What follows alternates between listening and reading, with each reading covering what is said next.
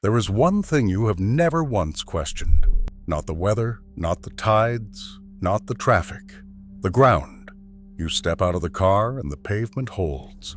You lay a foundation and expect it to be there for your grandchildren. Every fear a city plans for, the flood, the fire, the earthquake, the storm, is built on the quiet assumption that the land underneath it is the fixed thing, the one part of the equation that stays still while everything else moves. But the ground is moving. Right now, under some of the largest cities in this country, it is sinking. Not in an earthquake you would feel, not in a sinkhole that swallows a street on the evening news. It is going down a few millimeters a year, slower than your fingernails grow, which is exactly why it works. You cannot feel a millimeter. You cannot see an inch spread across a decade. So a whole city can settle a foot into the earth over a lifetime, and every person living on top of it will swear the land never moved at all. Today we are counting down 10 American cities that are slowly sinking, a process geologists call subsidence, ranked not simply by how fast the land is dropping, but by how completely the cause has been hidden from the cities you would never suspect, sinking for reasons no one can see, all the way to the one that is going down to meet the ocean coming up. Some of these cities pump the water out from under themselves. Some pump the oil. Some are simply too heavy for the ground they stand on. And one of them was never really built on land at all. Before we start, if you like the kind of thing that makes you look twice at solid ground you thought you could trust, take a second to subscribe. It genuinely helps the channel.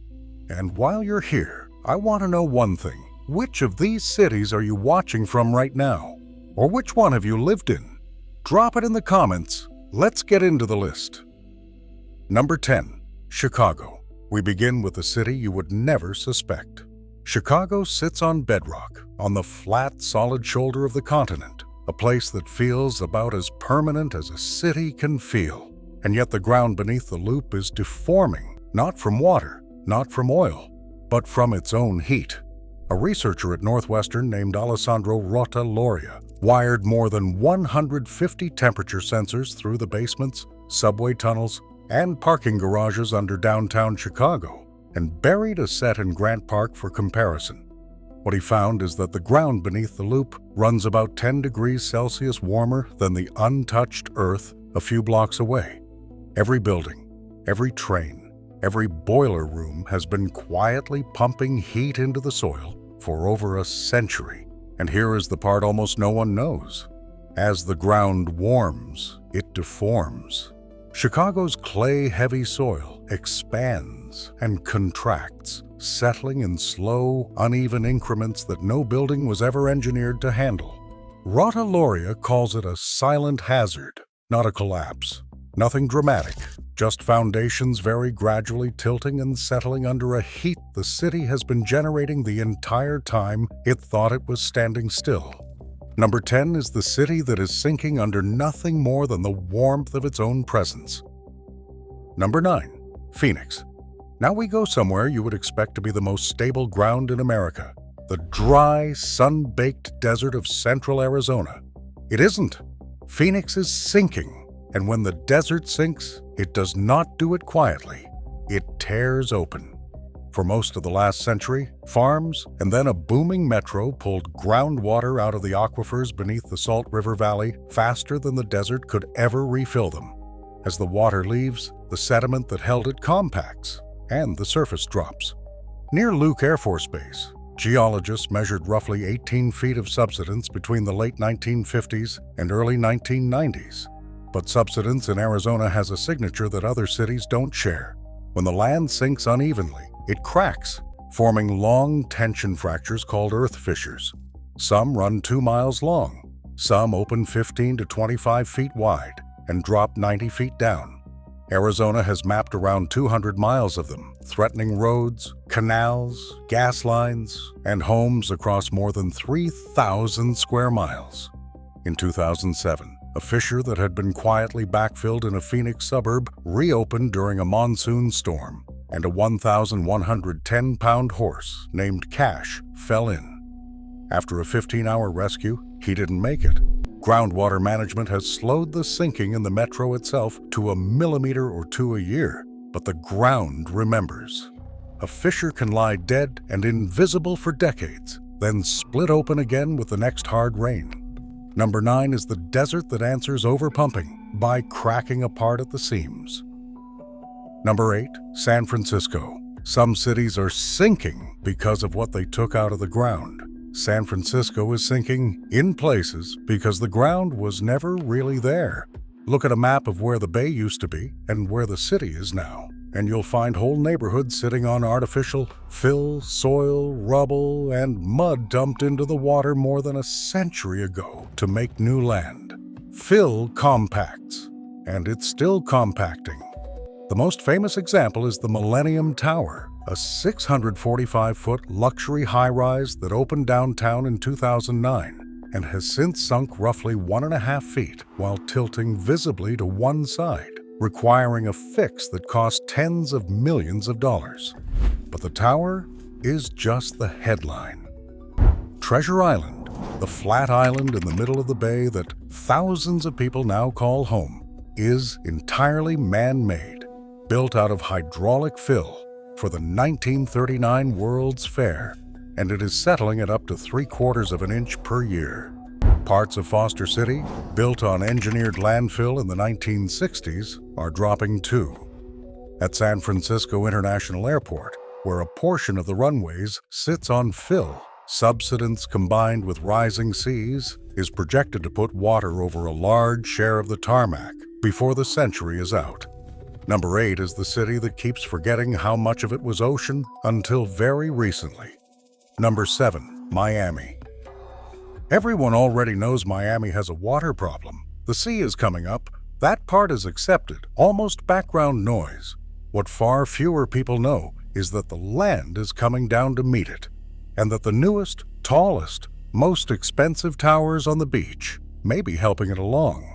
Miami Beach and the barrier islands north of it are built on reclaimed wetland, a thin skin of sand and fill laid over porous limestone that used to be mangrove and marsh.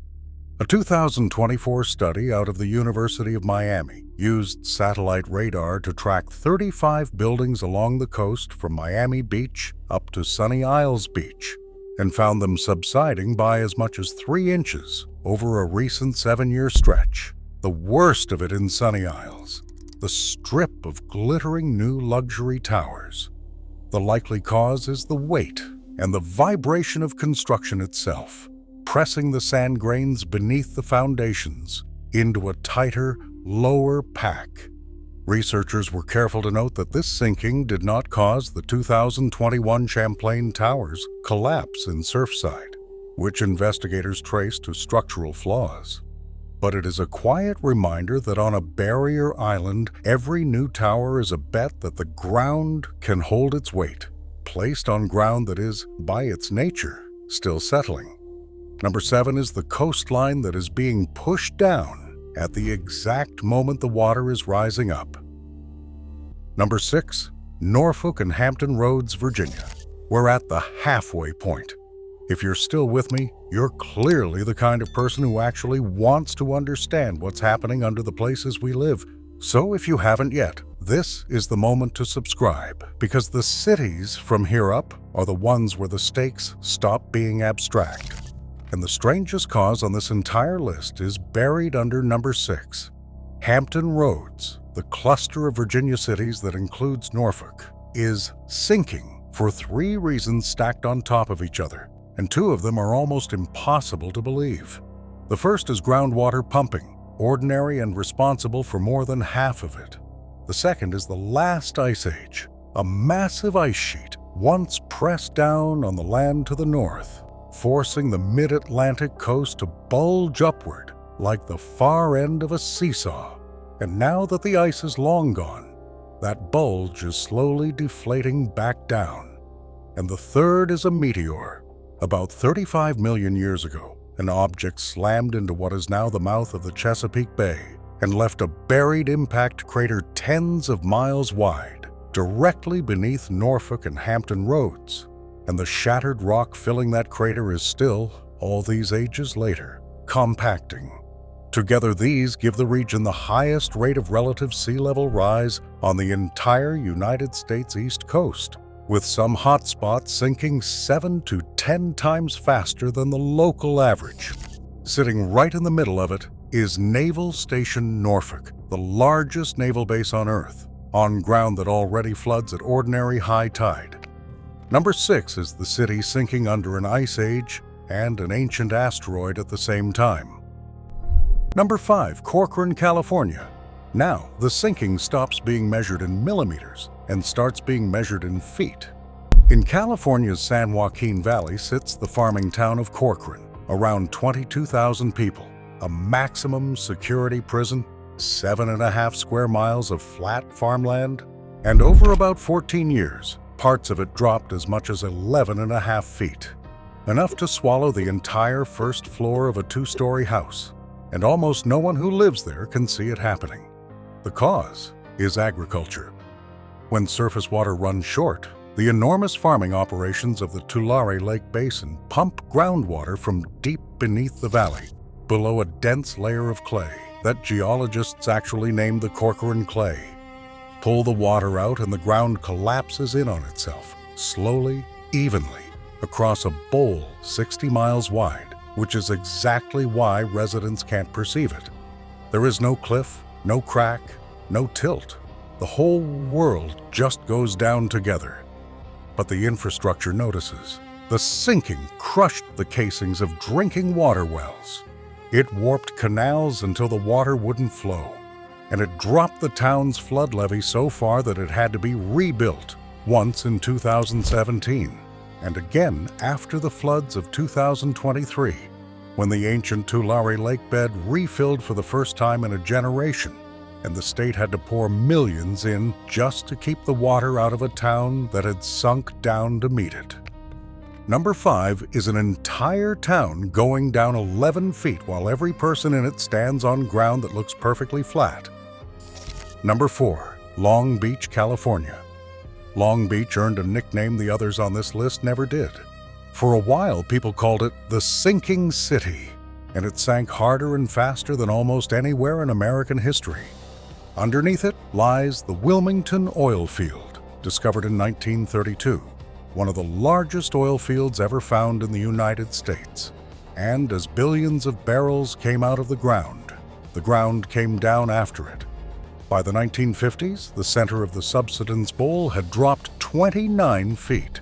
Not inches, feet. More than 20 square miles were affected. At the peak, the land was falling 2 feet a year. The ocean began flooding in over the wharves. Oil wells were sheared off underground by the shifting earth. Streets and rail lines buckled, pipelines snapped. It got bad enough that in 1958, California passed a special law to stop it, and engineers began injecting water back into the emptied oil formations to repressurize them, which finally arrested the sinking and even lifted some streets back up. But here's the part that fits this list perfectly. To keep pumping the offshore oil after all that, the operators built 4 artificial islands right in view of the beach, and then disguised them. Palm trees, waterfalls, colorful facades, dramatic lighting, so that from shore they look like resort condos. They are named after the Apollo 1 astronauts. To this day, most people who admire that skyline have no idea they are looking at more than 1,000 oil wells wearing a costume, drilling the very field that once pulled the city down 29 feet. Number 4 is the city that sank on oil, then hid the oil in plain sight. Number 3, Houston. Everyone knows Houston floods. Almost no one knows why the flooding keeps getting worse. And part of the answer is that Houston is the fastest sinking major city in the United States. That's not a metaphor. A 2025 study mapping the country's most populous cities found that in Houston, more than 40% of the urban area is dropping faster than 5 millimeters a year, and a chunk of it is going down at twice that rate, reaching up to 2 inches a year in places. The cause is the same slow theft repeated at enormous scale. Pull water and oil and gas out of the ground faster than it can be replaced, and the emptied sediment compacts. Houston has been at it since the early 1900s, when unregulated pumping during a boom dropped parts of the Harris-Galveston area by up to a foot and by as much as 13 feet in isolated spots. It got so severe the state created the Harris-Galveston Subsidence District in 1975, the first agency of its kind in the country, specifically to regulate the pumping. It helped downtown, but the sprawl kept sprawling, and now the fastest sinking is out in the booming suburbs to the north and west, Katy, Spring, the Woodlands. And there's a quieter danger in it. As different neighborhoods sink at different rates, the uneven pull is beginning to reactivate old geologic faults that run under the metro, faults that can crack a foundation or a road right along the line where one side is dropping faster than the other. Number 3 is the 4th largest city in America, going down faster than any other, and waking up faults while it does. Number 2, New York City. This is the one the title is really about. New York City is sinking under its own weight, and the number is almost too big to hold in your head. A U.S. Geological Survey team, led by geophysicist Tom Parsons, counted the buildings of New York, all 1,084,954 of them, across all 5 boroughs. Then they estimated the mass. The answer was about 1.68 trillion pounds, close to double the combined weight of every human being alive. All that mass presses down. Satellite measurements show the city subsiding on average 1 to 2 millimeters a year, and in some areas of Brooklyn and Queens, built on softer soil and artificial fill, up to about 4.5 millimeters a year. Not all of that is the buildings. Some is left over from the last ice age. Some is groundwater. But in the places where 1 million tons of glass and steel sit on loose silt and fill, the weight of the city itself is quietly pushing the city down into the ground. And here is the trouble. The sea around New York is rising more than twice as fast as the global average.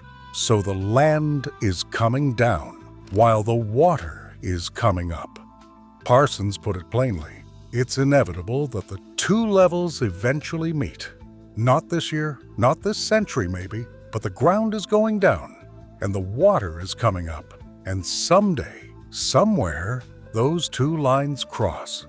Number 2 is the greatest city in the country, slowly pressing itself down into the earth by the sheer weight of everything it has built.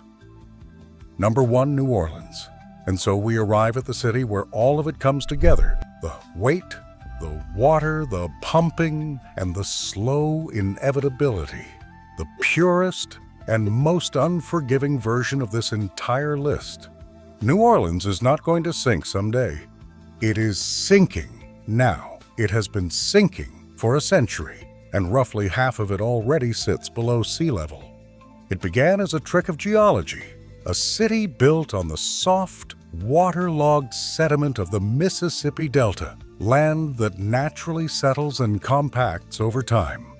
For thousands of years, the river fixed this, flooding every spring and laying down fresh sediment that rebuilt the ground as fast as it sank. Then, in the 20th century, we caged the river. The levees and canals that protect the city from flooding also cut it off completely from the sediment that kept it alive. So now it sinks, and nothing comes to refill it. Drained wetlands, pumped groundwater, and decades of oil and gas extraction pushed it faster. Some neighborhoods have dropped several feet since the 1930s. Parts of the city are already 5 to 10 feet below the sea. And in a final cruelty, the $15 billion flood protection system built after Hurricane Katrina, the walls and levees meant to hold the water back, are themselves settling into the same soft ground they were built to defend, sinking in places faster than the sea is rising, meaning they will have to be raised again and again just to stay ahead. This is the whole theme of the list distilled into one place. A city pressing down into ground that is pulling it down, cut off from the only force that ever held it up, while the ocean climbs to meet it from the other side. Louisiana loses a football field of coastal land roughly every 100 minutes. New Orleans is number one not because it sinks the fastest, but because it is the clearest picture of what all of these cities are quietly doing, living on ground that was never as solid as it felt, and running out of time to notice. So here is what this list is really about. Not fear. These are real cities full of real lives, and none of them is vanishing tomorrow. It's about the gap between how permanent the ground feels under your feet and how much it is actually moving. We built an entire civilization on the assumption that the earth is the fixed thing, the part that holds still. And it turns out the ground keeps a slower clock than we do. A millimeter a year is invisible to a person. It is catastrophic to a century. The heat is still seeping into the clay under Chicago. The desert is still cracking open outside Phoenix. The towers are still pressing down into the sand at Miami Beach. And somewhere under New Orleans tonight, in ground you cannot see moving, the land is going down another fraction of an inch. Patient, silent, and completely indifferent to the people sleeping on top of it. Certain as anyone that the one thing you can always count on is the ground.